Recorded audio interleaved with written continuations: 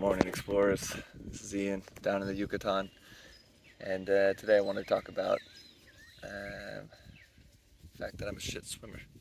I've always been a shit swimmer. I always swim like into the side of the pool, and then instead of straight down the pool. And then today I just want to talk about my experience with swimming this morning. So to work on this swimming situation, I thought I'd find the longest pool I have ever seen. See that? Very long. And talk about the experience I had while I was flopping around in this pool. I'm sure get in here before other people did and see what happens. So I jumped in, felt good, thought I'd swim, and I sank. Just literally like a rock. I just sink to the bottom of the pool. Some people float, and I sink.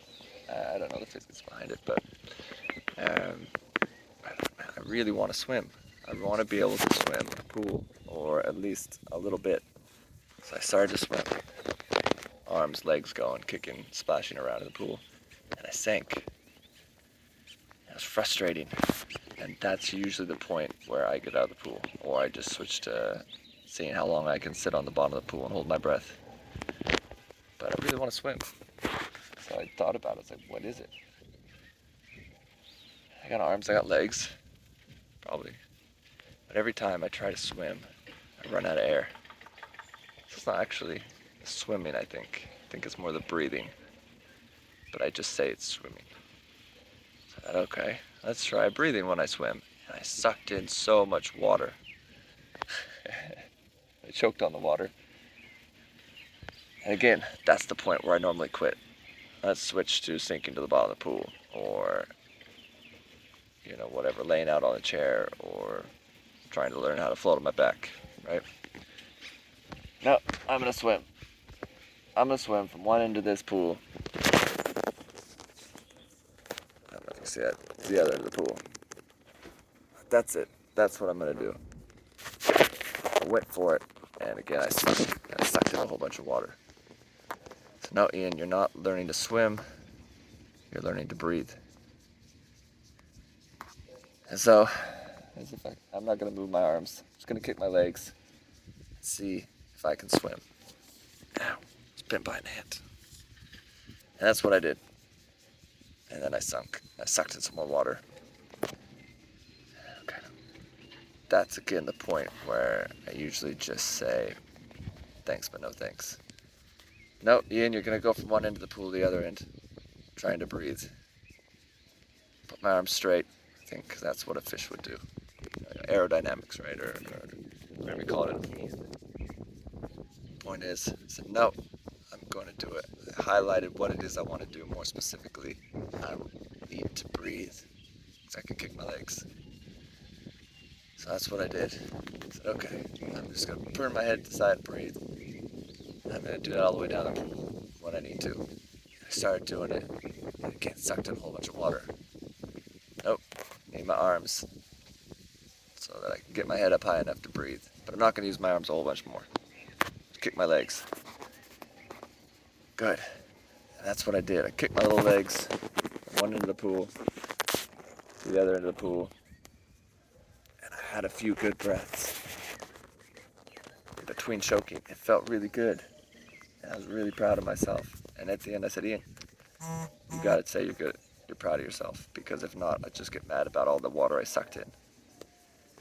And I did. I got to the end. I said, Ian, you did a good job. And it was weird. But I said that to myself. And I enjoyed that. So I did it again. And this time it went better. Like it wasn't magic. But I had a few more good breaths. And it felt good.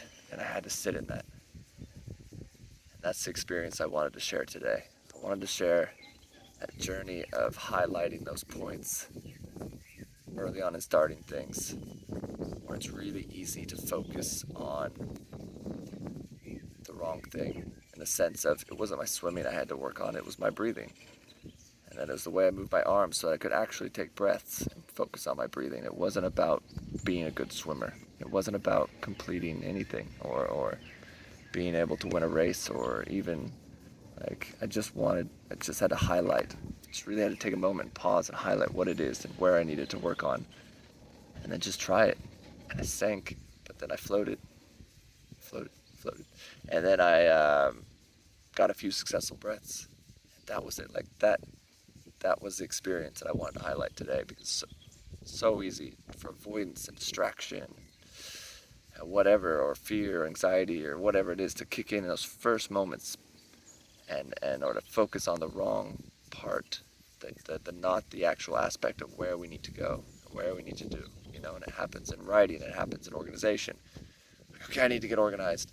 I need to be more efficient in the morning. I need this routine. Or we don't actually. I really just get distracted when I'm making breakfast, or like the alarm's not the right alarm for me, or I have this space. And so it's really important to find those specific pain points when we're attempting to do something, when we're growing, when we're trying to have a certain experience. And that exercise is not necessarily natural, and it's really easy to get distracted from and go to avoidance, or your phone, or another task, or whatever it is, right? So I just want to highlight that journey I had this morning of creating being a little bit curious about what it is actually stopping me, getting some clarity, highlighting that, and letting myself sit with that failure, sitting with that sinking and that choking and all that kind of stuff, as I started to find a little bit of room for success, and celebrating those success, having that meaningful impact from that journey. That's what I think about when I try to learn how to swim. So thanks for listening. Have a great day.